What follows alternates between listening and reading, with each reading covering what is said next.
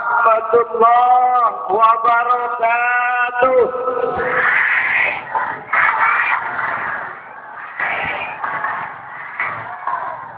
Insyaallah ada yang nak masuk surga, amin. Dengan jawab salam masuk angin. At-ta'wil walhamdulillahi rabbil alamin. Asyhadu an la ilaha illallah wahdahu la syarika lah wa asyhadu anna sayyidana Muhammadan abduhu wa rasuluh. Salat sehari semalam berapa rakaat? 17 dikerjakan dalam satu hari. 17 apa?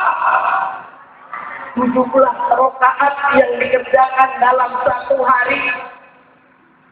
Sedangkan kalau kita mengkaji surah yang berbicara tentang Isra, surah yang keberapa adik-adik semuanya? Hadirin hadirat, surah keberapa? Surah ke-17. Apa namanya surah? Surah Al-Isra Bani yang Allah abadikan di dalam ayat yang pertama. Kalau kita renungkan, kita diperintahkan oleh Allah sholat sehari semalam sebanyak 17 rakaat. Berapa waktu? 5. Tak lain tak bukan dari 17 rakaat satu hari.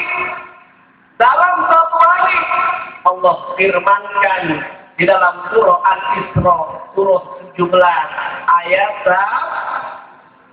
Masya Allah. Ayat yang pertama kali yang tadi Kiai bacakan, Subhanalladzi asra bi'abdihi lailan minal masjidil haram ilal masjidil aqsa alladzi barakna haulah. Terusin apa lagi adik-adik? Li'uriyahu min ayatina innahu huwas sami'ul basir. Bukan mengmatir, bukan. Ada yang menarik hadirin hadirat yang dimuliakan oleh Allah Subhanahu wa ta'ala.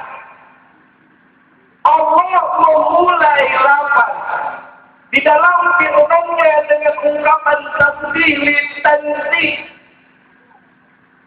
Ucapan memuji keagungannya. Subhanalladzi asra, maha suci Allah yang telah memperjalankan hamba-Nya. Kata-kata subhan itu menyatakan kedahsyatan yang luar biasa.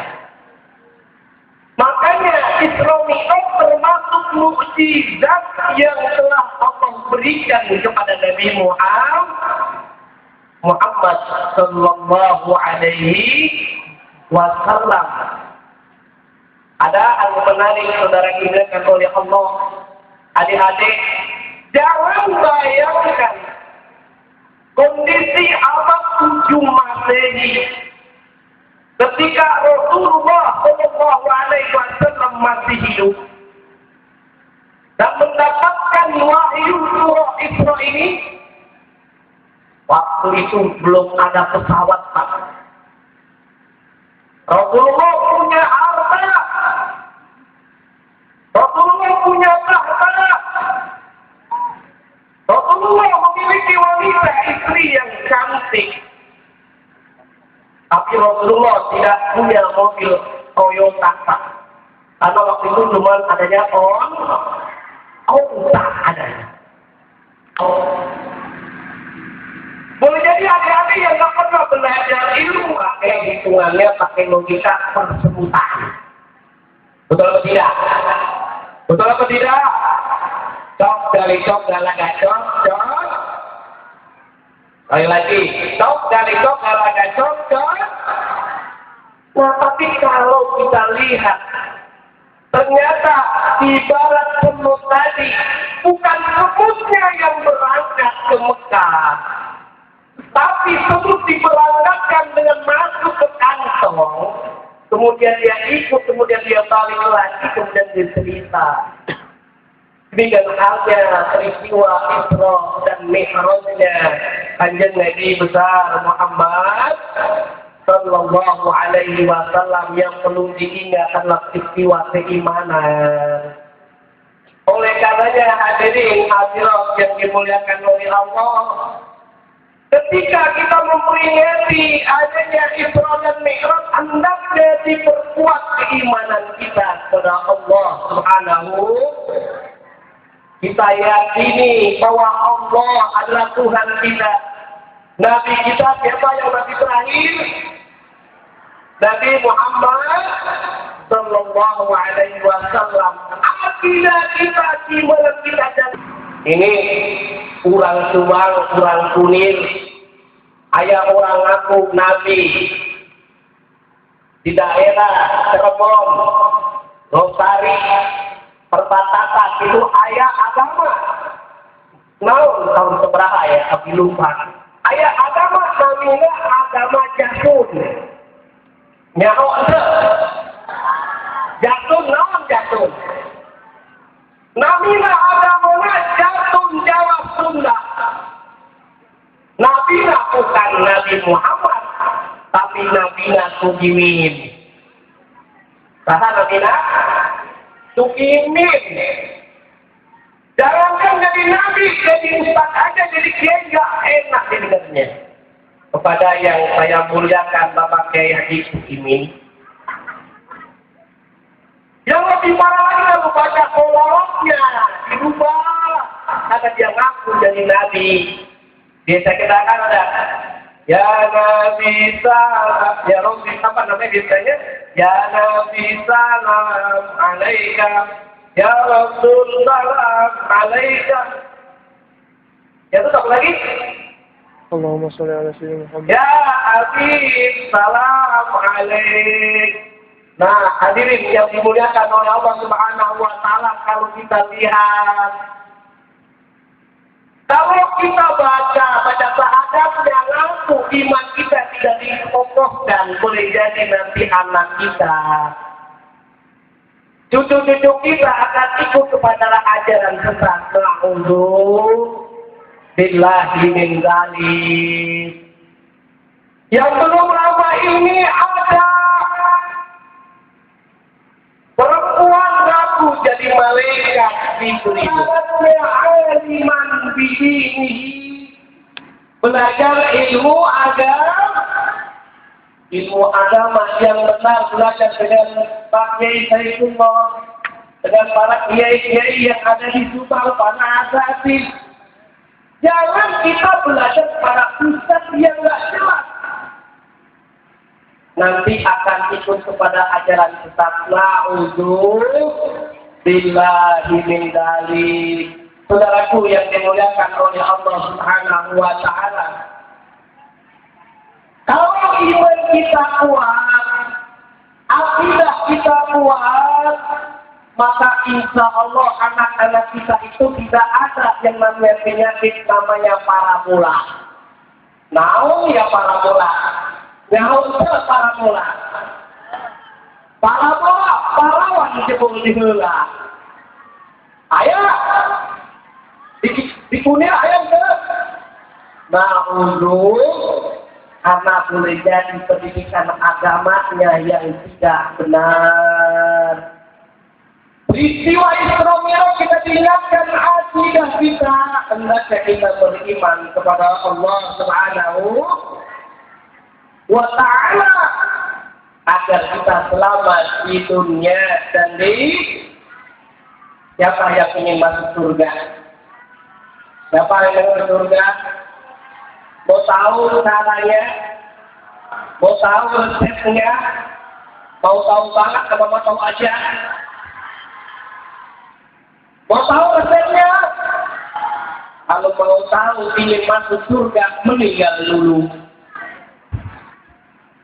Benar nggak, Pak? Kalau nggak meninggal, nggak bisa. Harus meninggal dulu baru kita bisa. Nanti, apakah ini ibadah dari kategori apa? Minal jannah, penghuni surga. Khalidina fiha yang kekal selamanya. Makanya ada nyanyian ibu-ibu kok tidak. Kalau kata Ustaz tadi harapannya ada nyanyian katanya. Itu ada kesidahan ya. Kalau kita ingin masuk surga ada nyanyian itu. Ya apa ingin ke surga. Terus apa lagi? Pintu selalu terbuka. Tak mudah dimiliki, hanya seorang suci. Carilah pintu surga dengan amal sendiri.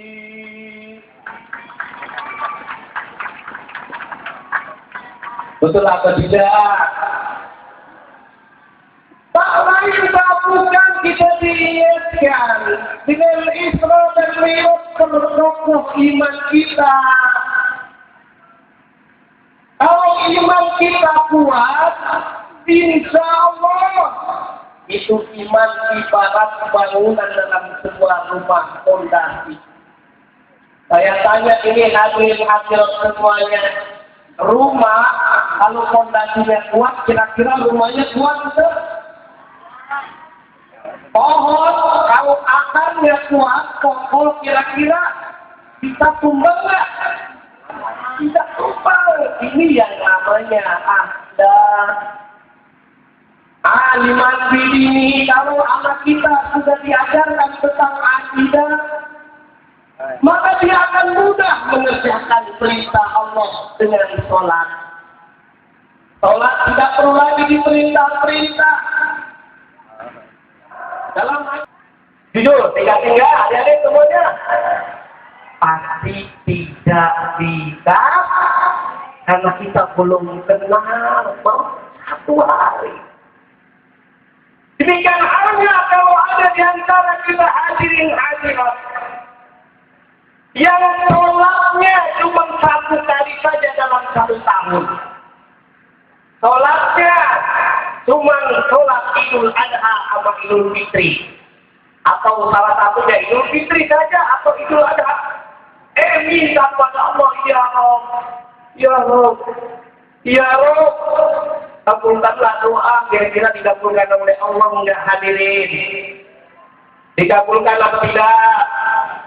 Pasti tidak akan dikabulkan oleh Allah Subhanahu wa ta'ala. Ingatlah saudaraku yang dimuliakan oleh Allah Subhanahu wa ta'ala. Sholat diibaratkan dalam tubuh kita ini kepala.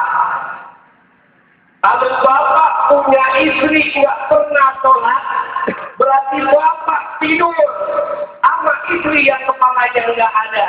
Tahu nggak Pak? Kira-kira kalau orang kepalanya nggak ada, apa kira-kira hadirin? Hadirat. Apa mayat? Mayat hidup. Karena Rasulullah telah menyatakan awwalu ma yuhasabu bihil 'abdu yaumal qiyamah as-shalah. Yang pertama kali dihisab perbuatan kita, amal kita, ibadah kita adalah ibadah salat.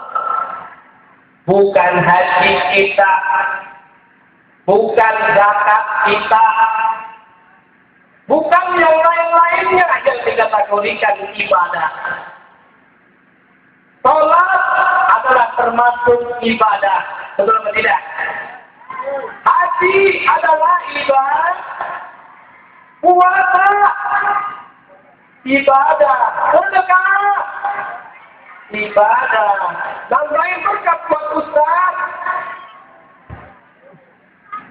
Ini yang pakai apa? Tahu. Tahu kok. Nah, pakai batu. Pas kebetulan sholat, pas sujud, kata ibunya, ikutlah apa kata bapak kau. Rupanya itu Allah Akbar, bapaknya rukuk, dia ikut rukuk. Bangkit lagi bapaknya ikut bangkit. Pas sujud, rupanya bapaknya hidungnya kejepit. Kejepit apa? Kejepit itu bambu itu. Karena kejepit bambu, akhirnya dia mengadu. Aduh. Mengadunya gimana? Aduh. Karena anaknya ingat apa kata emaknya, itulah apa kata bapak tahu. Akhirnya bapak sama anaknya suaranya berkekor. Aduh.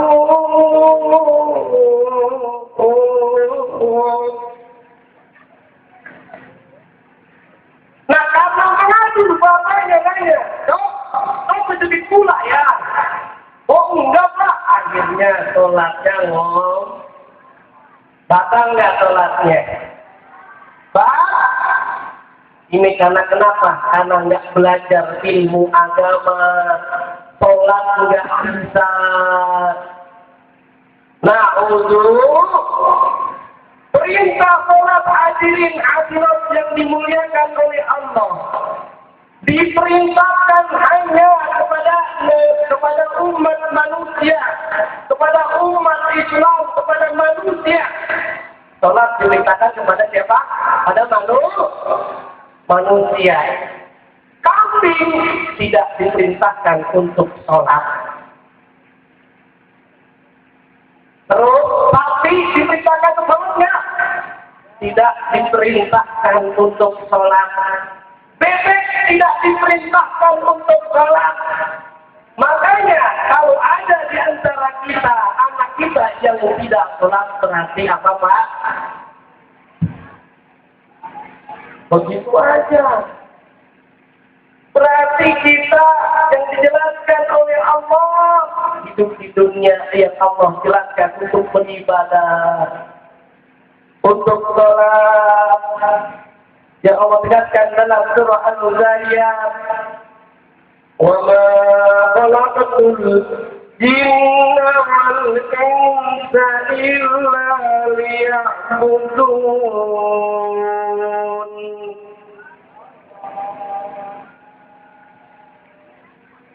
Ikan paus makan permen, aus men.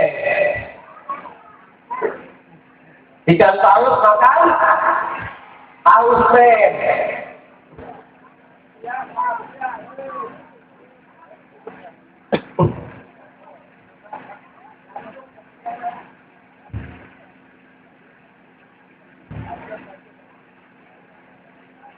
Baik, Allah telah tegaskan dan tidaklah aku ciptakan jin dan manusia mereka untuk apa? Hadirin hadirat, untuk beribadah kepada Allah Subhanahu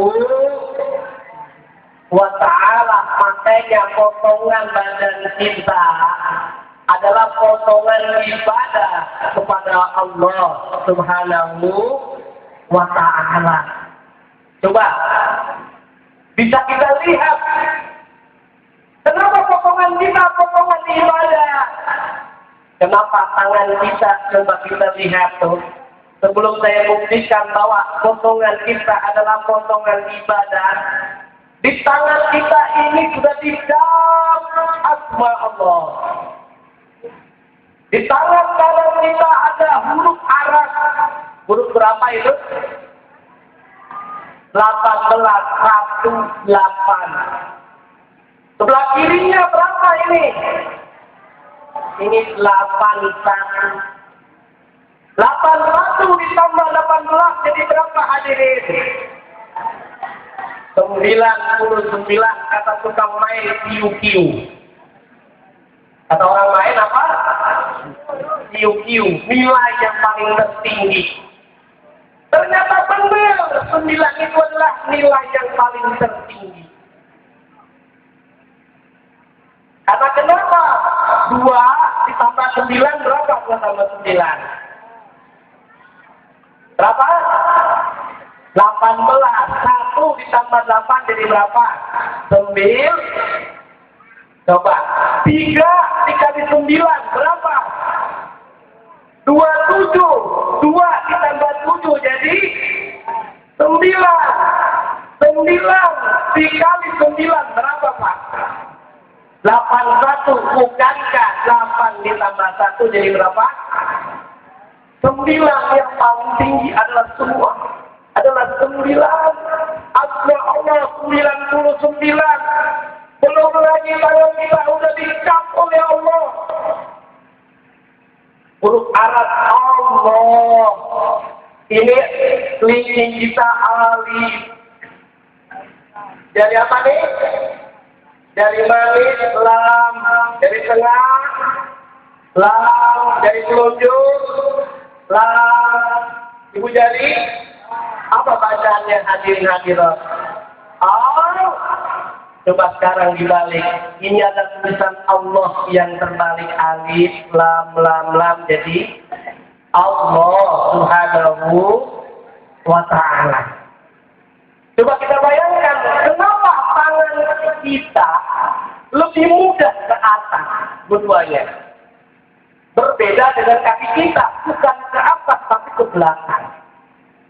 Ini ke depan, tapi ini ke belakang. Kenapa tangan kita ke depan hadirin hadirat yang dimuliakan oleh Allah? Buat apa? Ternyata untuk kepentingan takbir.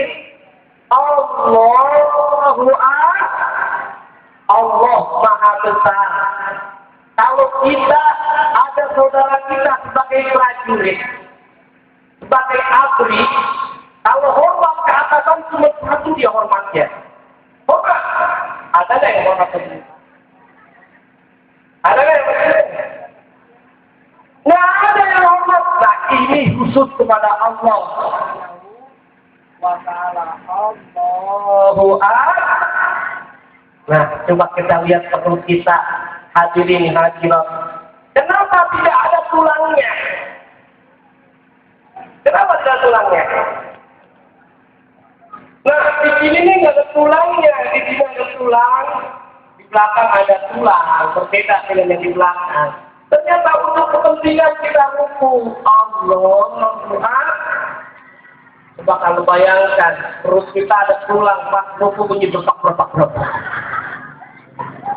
Betul atau tidak? Dok, kenapa kaki kita berbeda dengan tangan? Kaki kita bisa ditepuk ke belakang. Wah, kelas 2 sanawiyah, alhamdulillah. Oke, coba kalau salam gimana kalau salam? Pas mau terakhir gimana? Salam. Terus. Ganti terus. Bisa nggak? Terus. Bisa nggak? Mentoknya sampai mana? Coba sekali lagi. Oke, terus. Bisa nggak? Oh, nggak bisa. Sebelah kanan, sebelah kiri. Bisa nggak? Terus. Nggak bisa kan? Oke, kali kita tepuk tangan untuk Ahmad. Terima kasih banyak.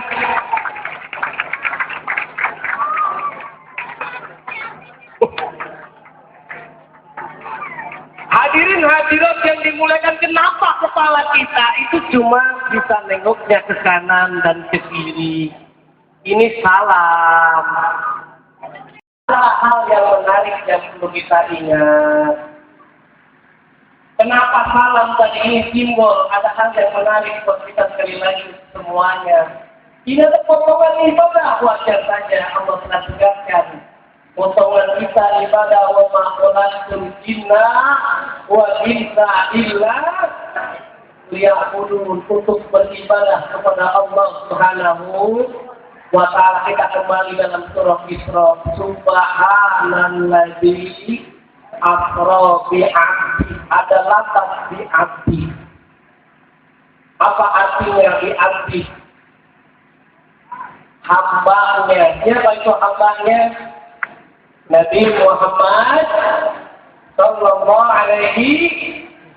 Kalau kita belajar bahasa Arab, abdun, muradifnya nama lain dari abdun, hamba, betul atau tidak? Apa nama lain dari hamba? Pembantu, betul atau tidak? Jawab, betul. Apa lagi? Batu, apa lagi?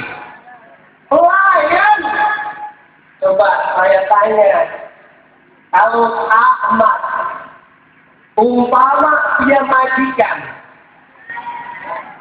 terus yang di samping Ahmad siapa namanya? Bukir. Siapa namanya?